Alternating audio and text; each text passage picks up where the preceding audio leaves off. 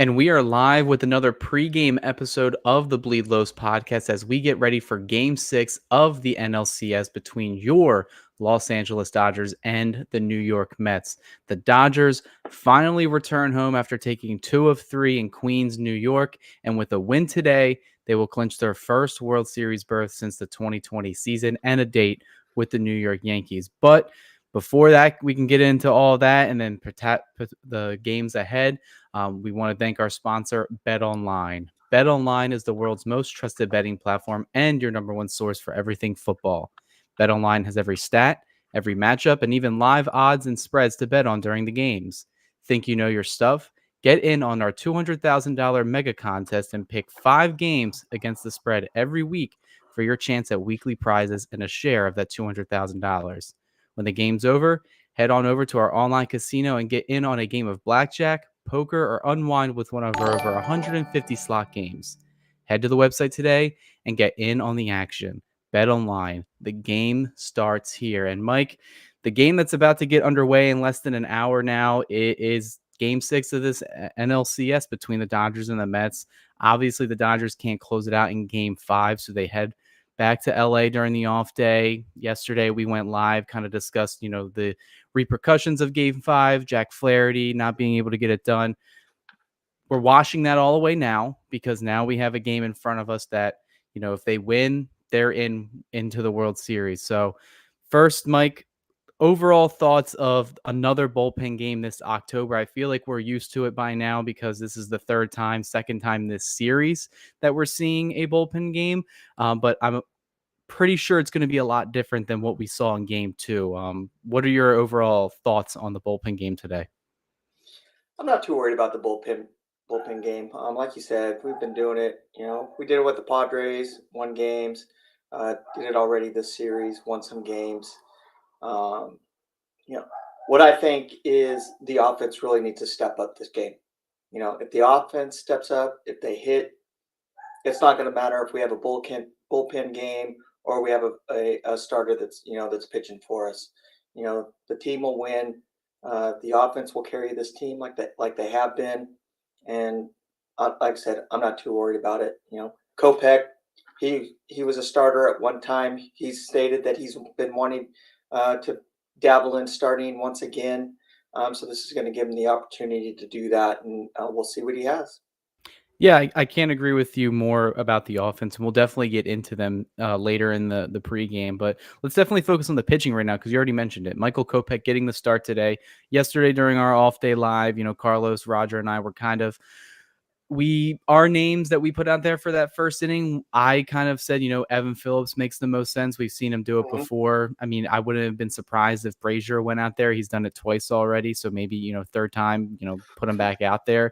I think with the choice to go with Kopech today, really kind of shows that they mean business. They're putting arguably their highest leverage relief arm, their most, I would say, most talented because of his fastball and what he has, to get the top 3 of the Mets order. So, are you surprised with the decision to go with Kopech, or did you think somebody else deserved it, or are you riding and agreeing with what Dave Roberts and the Dodgers are putting out today?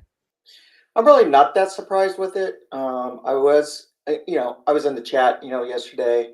I thought it was going to be Evan Phillips also, who was going to start today. The one thing about Kopech though is, he's not going to be that, seventh inning guy to where he's throwing 102, 101 miles an hour.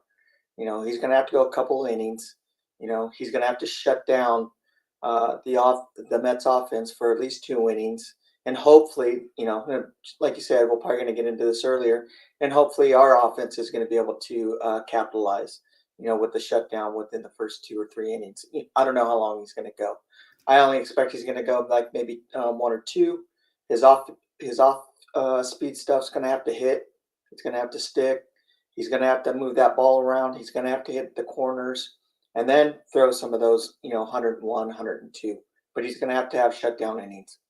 Yeah, and we talked about it yesterday where I'm curious to see what the plan is, and a lot of it for the bullpen game today is 100% dependent on how the offense responds. If the offense scores first and they get them a good lead, everything should fall in place from there on out. You can give inning by inning guys. You may not need to have to depend on your high leverage guys to get, more than three outs. You could just go inning by inning, use all, 13, use all like 10 pitchers in your bullpen if you really want to get the win today.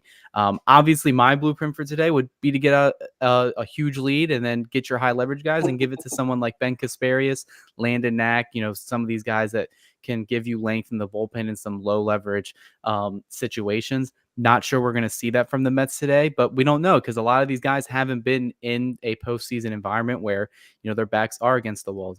Obviously the run they're on right now, they came to the last game and in the wild card round, they take care of business with the Phillies. But when you start really having to play your backs against the wall, down 3-1, you make it 3-2.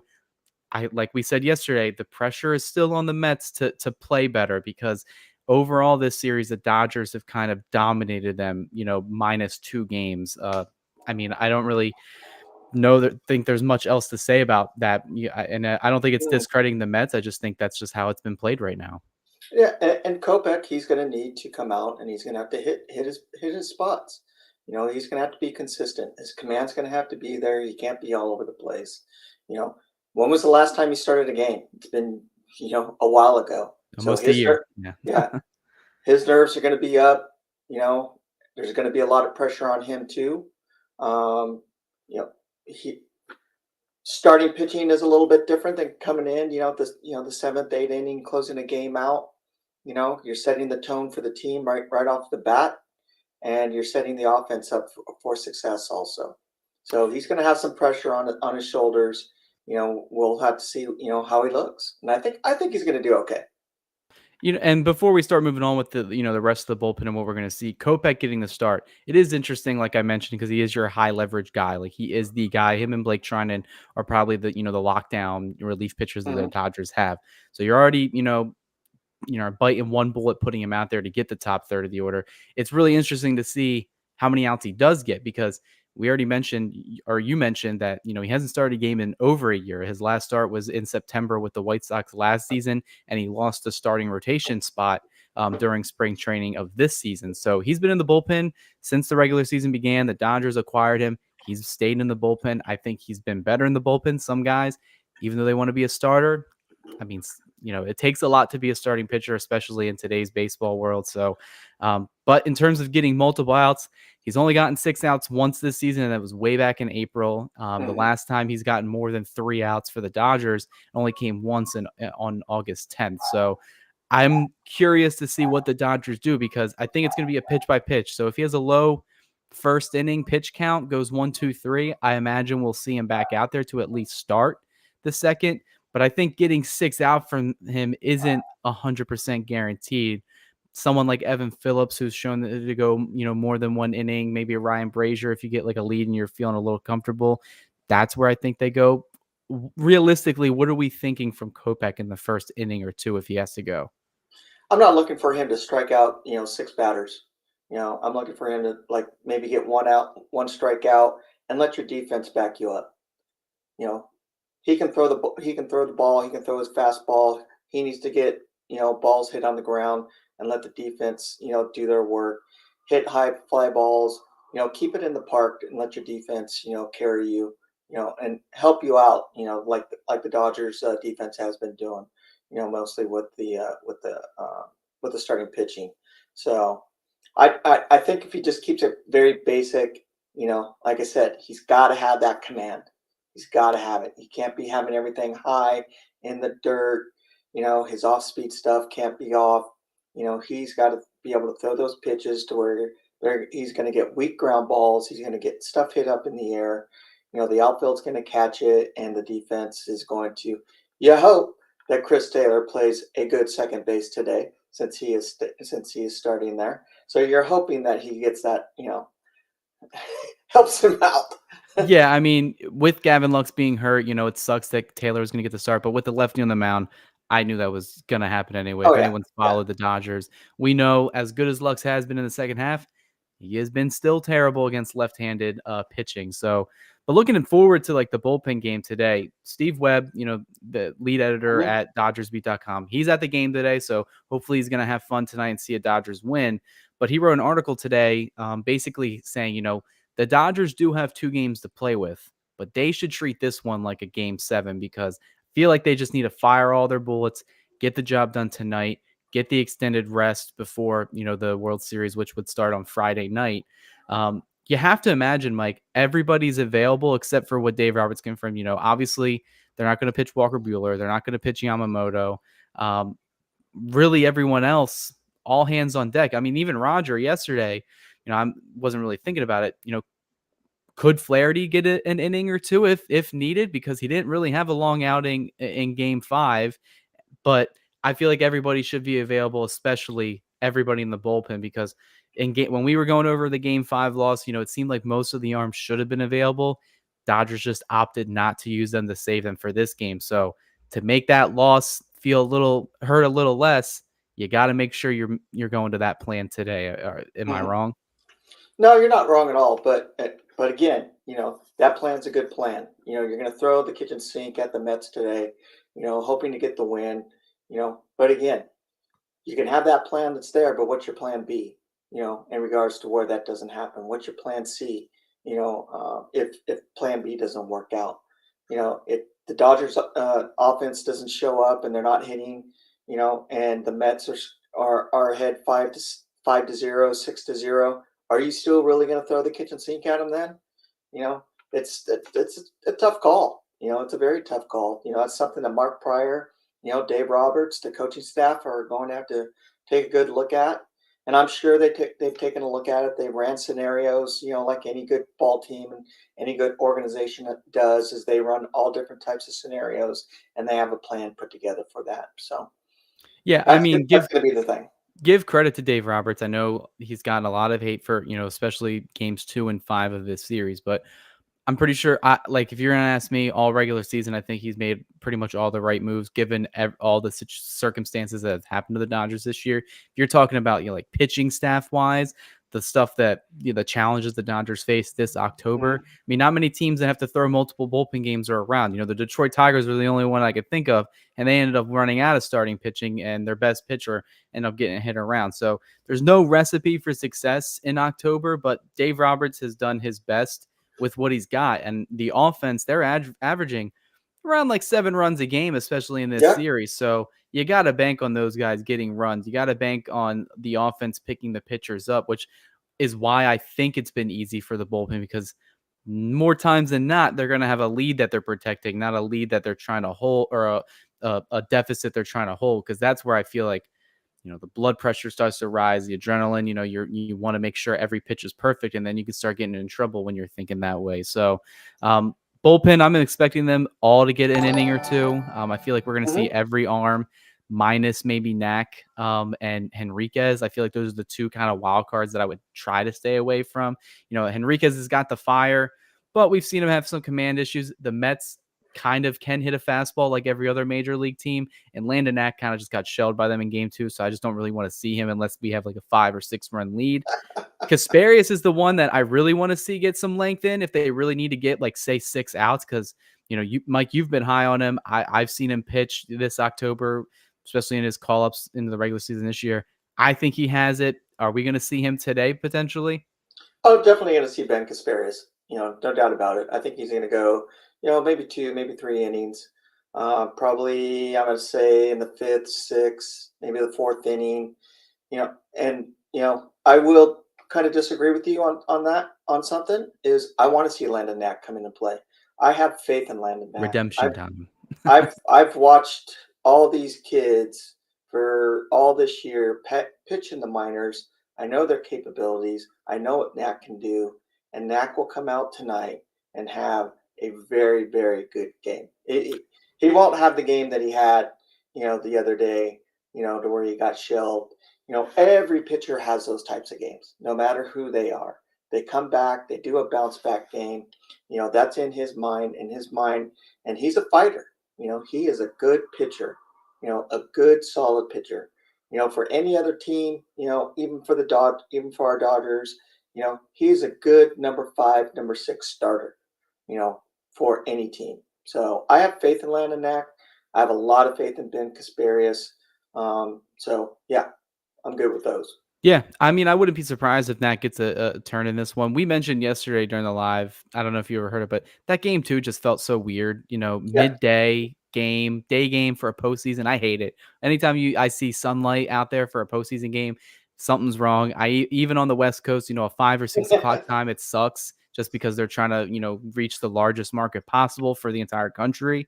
But I didn't even get to watch the first half of the game, and I'm on the East Coast. It started at like 5 or 4 o'clock.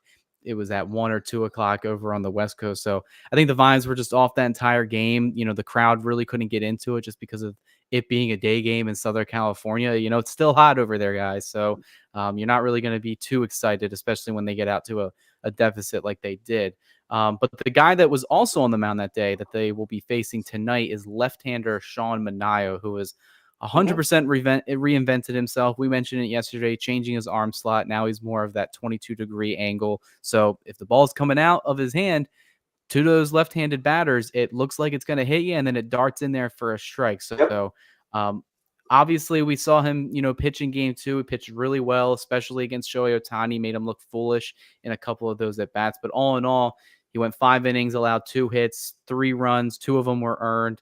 Had 4 walks. That's been a common theme for Mets pitching this entire series. I'm just expecting the Dodgers to get at least 4 to 6 walks. Just if I'm going to be a betting man, that the over under today is 4.5 walks for the Dodgers.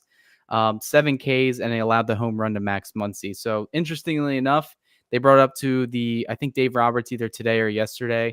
Manaea actually has reverse splits against lefties and righties, so he actually pitches better against righties than he does Mhm. the lefties. And that kind of showed. Muncy got him tagged for a home run there.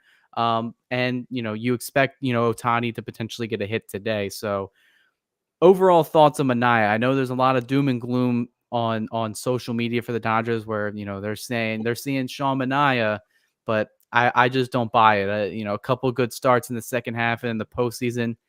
I still look at your career ERA against the Dodgers, and I still look at your postseason ERA, both are which are over 7. So what are you expecting from Manaea today? Because make or break for him if he has to be lights out for the Mets to be playing a game 7 tomorrow. I think he's going to come out nervous um, for this game. It's a must win for the Mets. This is a big game for both teams. I think Sean Manaea is going to have some nerves, and I think that he's going to. I don't think his command's going to be there for the first couple of innings, and so the Dodgers got to jump all over that. The Dodgers hitting got to be patient against him. They have walked batters for this series quite a bit. They're getting like 6, 7 walks at almost a game. So Dodger batters got to be patient for this game. They can't go after the home run ball. I don't want to see Ohtani swinging for the fences. Every at bat, put the dang ball in play. Get Mookie up. You know, I'm kind of like a little freaked out about Teoscar batting third.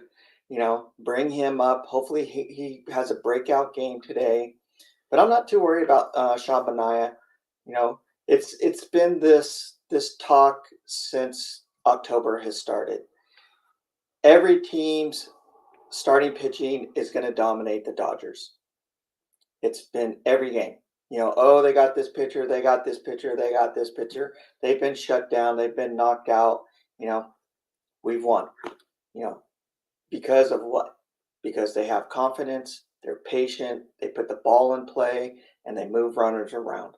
The offense can do that. Yeah, I 100% agree with you about Manaea, where I don't know if he's, say, built for the moment. I mean, Mets Hmm. fans could screen grab this, if he pitches 7 scoreless innings, but there's a lot to, if anyone that's played even the players that we've talked to, we've seen even the great Clayton Kershaw not be able to live up to these types of starts to try to keep his team alive. Oh yeah. That's a lot to ask for Sean Manaea. You're asking to come into Dodger Stadium where the fans are definitely, it's going to be a sold out game. The fans are going to be in Hmm. a frenzy. Win puts them into the World Series. They haven't clinched an NL pennant since '88 against these same New York Mets. So that's a lot to ask for from Manaea, especially to continue a strong stretch. I mean, like I said, I already mentioned the Tigers. The Tigers were banking on Skubal to Hmm. continue doing what he did all season, and he ended up getting lit up in Game 5. So anything can happen in baseball. I wouldn't be surprised if Manaea does look good, But I'm very interested to see what the Dodgers' approach is going to be because, like you mentioned, obviously they're going to get their walks. Obviously they're going to be patient. But we've also seen some of those guys, especially Shohei Ohtani, especially Teoscar Hernandez, they kind of they're too aggressive when they shouldn't be. And Right. specifically Teoscar, who's in an 0 for 18 spell this series, doesn't have, almost all the contact he is making is very weak, shallow fly balls, ground balls in the infield.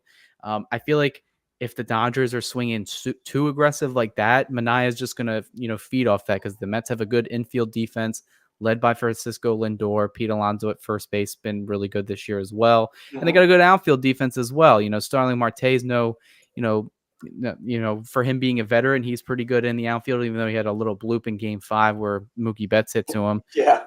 But I feel like the Mets are as well prepared to win this game just as the Dodgers, but the Dodgers just need to stay to their plan that they've done all series, which is make that pitcher work.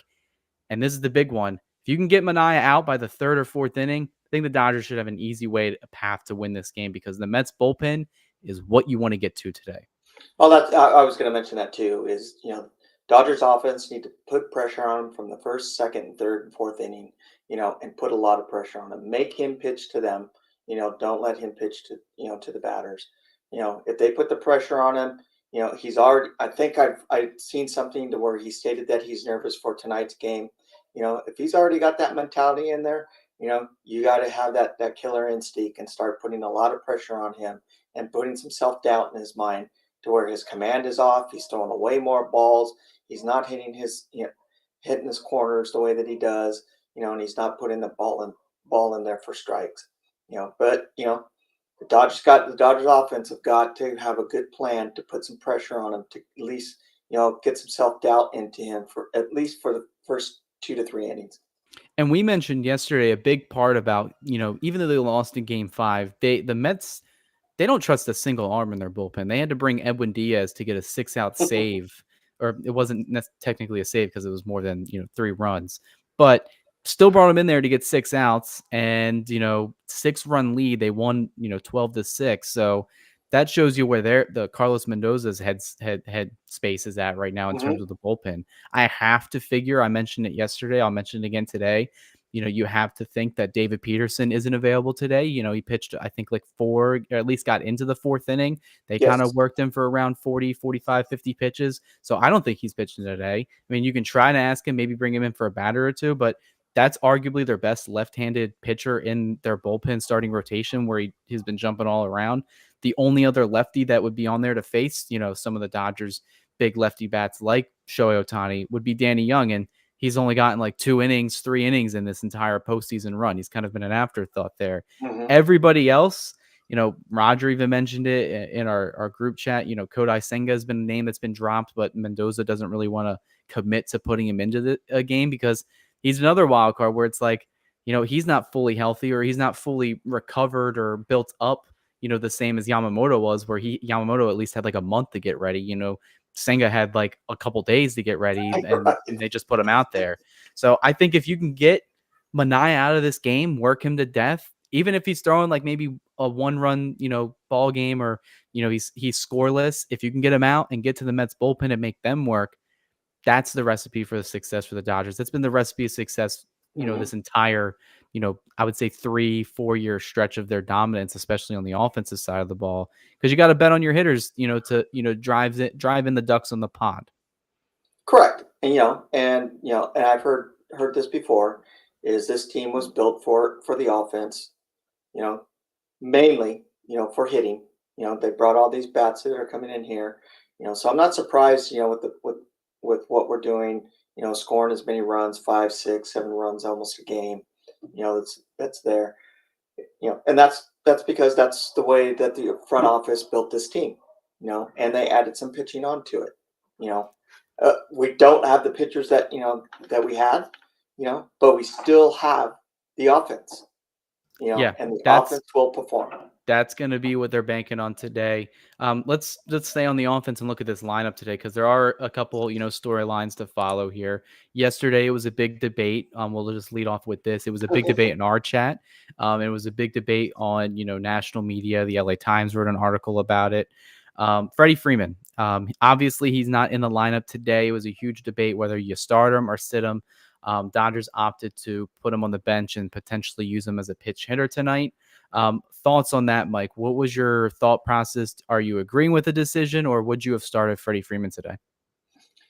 I'm not that worried about it. I what he's getting a couple hits.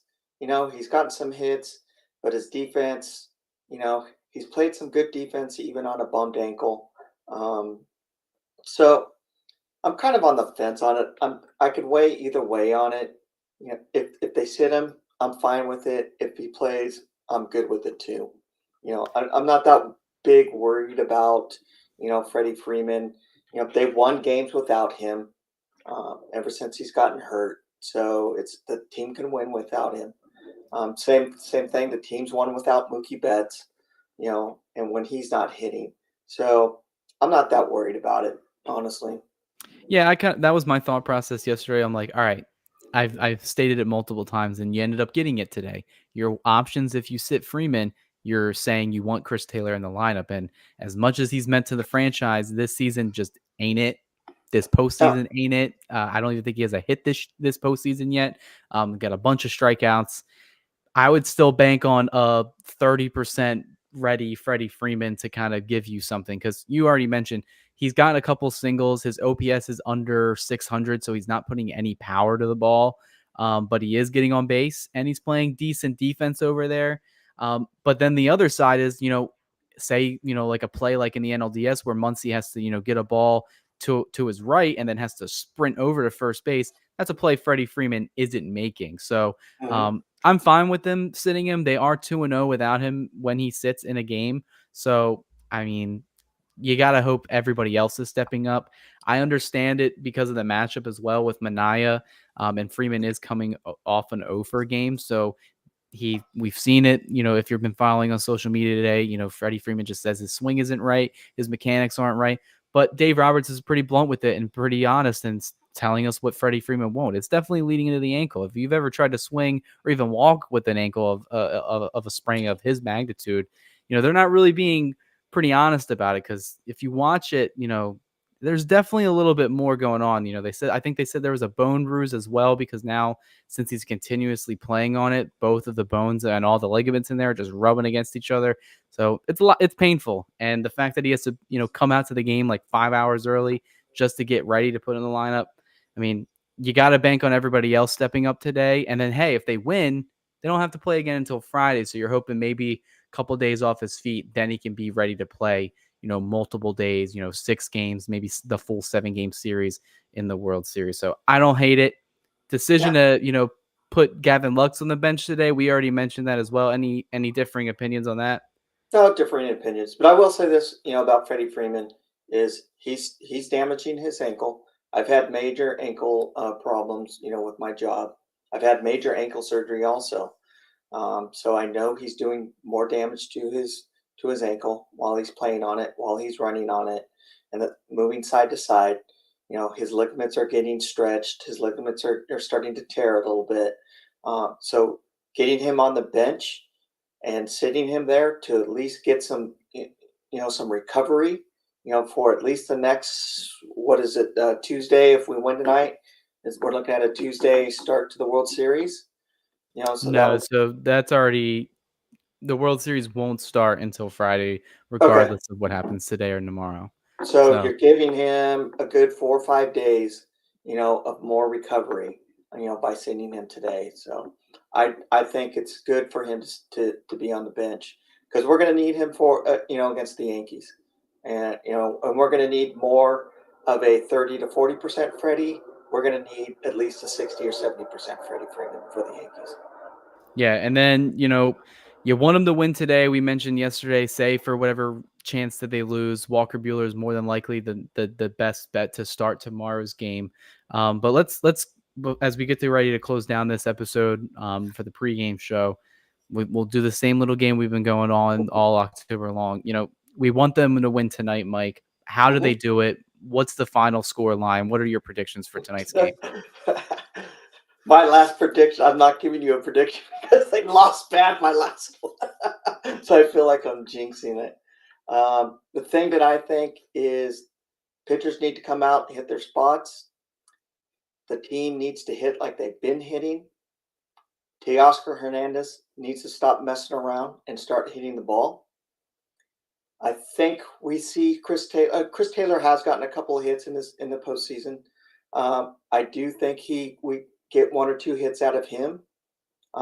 If he's not hitting the ball, at least get a walk and get on base. At least get that done. The pitchers or the batters got to be smart. They got to put the ball in play. They got to move the runners, just like I've been saying since the Padres series and this series. I'm going to say the same thing. You know, you need to play some small ball and then add some home runs into it. You know, that's how you put pressure on the starting pitcher. Is you take those walks, you've hit foul balls, you get his pitch count up for each batter to like 5, 6, 7. And for each batter, and his pitch count's going to go up, and you're putting pressure on him. I think that I'm not too worried about our bullpen. I think we're going to come out and have a really good bullpen. I'm just more concerned about the offense, especially with the lineup that's in there. Having Teoscar Hernandez hitting third, Chris Taylor hitting ninth. I think Andy Paz, he's come into his own. Kike still needs to start hitting a little bit more. Max needs to start hitting. Edmonds going to be hitting from the right side, which is his better side, tonight. So if the Dodgers score, they score early. We're going to the World Series. Yeah, and it kind of goes back to everything I mentioned earlier when we talked about Manaea. The way the Dodgers should attack him is, not to be overly aggressive. Let him pitch, let him throw his pitches. He's inevitably, even with that arm slot, he's gonna walk guys, and he had Mm-hmm. 4 walks even when he was on his tip-top shape against the Dodgers. They can score off him. They've shown it before. In the root of everything, no matter how many changes, sometimes at your core, you're the same player that you are. And I think the Dodgers know that. They're going to bet on Mm-hmm. themselves. I think the big one to watch tonight is Teoscar Hernandez. Yes. Over 18, he has to be due. I mean, I'm okay with him batting in the 3 hole because that's kind of where he's been against lefties, and especially in the second half after Freddie Freeman's injury, they kind of got comfortable with that. Yes. Um, I think he's due. Shout out to Jake Huber, who has been on the show before representing the Phillies. He obviously wants the Dodgers to win tonight because he does not want the Mets to move on. He put a live bet in for Teo to get a home run today. That's my pick to kind of have, the player of the game. We saw it in the division series game 5. Got a, curveball, slammed it, hit it halfway up or even more up the left field seats. So pitching, I mean, I'm confident in the bullpen. I don't Yep. think they've proven, me to not be confident in them. I mentioned it yesterday as well, where the Mets, they've scored runs off the bullpen. They've just haven't gotten them off the high leverage arms. They don't have, if you look at the Correct. NLCS bullpen arms, a lot of zeros in there, like Carlos mentioned in the live yesterday. The only ones that they've kind of really feasted off of was Landon Knack in game 2. And then, what's it called? Flaherty, he's not even in the bullpen. They just put an 8 Yeah. spot on him. So they kind of just put that game all the way in the back. And they got 4 runs off Brett Honeywell, who gave his, the longest outing, I think, of his career in the postseason. So he can let the Dogs pitch today. So I think the Correct. bullpen game is going to go fine. I think it really just depends on how the Dodgers offenses performs because they were 1 for 9 with runners in scoring position. They left, I think, 10 runners on base. So you got to make sure that, you're getting those guys in. Andy Paz is another guy that I would like to look at. I feel like he's got that dog in him because I mentioned it, have, the catcher, Francisco Alvarez kind of chirp at you after the first home run, then hit a 3-run homer the next. I mean, I didn't know he had it in him. I thought, a lot of players, especially his age, being a rookie, kind of would fail in that situation, but he kind of lived up to it. And he's got another opportunity to do some damage today. So, against the lefty, he's had I think a 157 WRC plus against them this regular season. I think it was just a matter of time, given the opportunity, giving multiple at bats, that he was going to get hot. But I definitely have the Dodgers wrapping this up today. I think they have to because game 7 tomorrow, I can't even give you a prediction on that because that right there is Oh just a yeah. Yeah. so, I mean, I'm confident in tonight's game. I'm confident in them getting it done, get them to the World Series. I wouldn't say I won't say I was super confident coming into October for them to get into this situation because of everything we talked about, but for them to have the opportunity to do it tonight, get some rest, reset your rotation, reset your bullpen. I mean, I feel like that has to be the goal right now. So I'm going to say Dodgers win probably. I think they score around 7 runs today. uh, I would agree with that. I'm going to agree with Carlos on his Yeah, score. Carlos got the 7-4 score. I definitely could see the bullpen giving up like a blip or two here or there because I don't think you're going to see what happened in the NLDS again this postseason. I think you're going to see, one arm kind of not work out. It's a lot to ask for a bullpen game for everybody to be perfect. And I mentioned this yesterday too. There are things about bullpen games that suck is that if one guy is bad, then that kind of that could ruin the whole outcome of the game. But I think these pitchers know what they need to Well, do. and the Dodgers can't give up, on this game. No. The Mets have scored early, within the first 2 or 3 innings, and then they can't score after that. You know, and they leave the door open for the Dodgers, to take the game. They need to recognize that. They need to step up, and they can't give up and go, oh, oh, we're losing. You know, Game five was, I watched the replay because I was working, and it was just a super weird game to me. I didn't understand that at all. They had opportunities. If they're going to have those same opportunities, if they have those same opportunities tonight, they need to capitalize tonight. They need to do that to win this game and move on to the World Series. Yeah. And I think So they will. yeah, I think they will too. Hopefully, we will be back for the post game show here. For anyone that's new, make sure you subscribe, turn on the alert notifications. Roger's going to have all the pregame interviews that are posted on the channel right now. We'll definitely have the post game stuff coming out as well in terms of player interviews with the Mets and the Dodgers. And hopefully tonight we're all celebrating a Dodgers win, right, Mike? Here's my bold prediction. Carlos Carlos isn't going for sake bombs tonight, and I'm not making a bold prediction, so the Dodgers will win.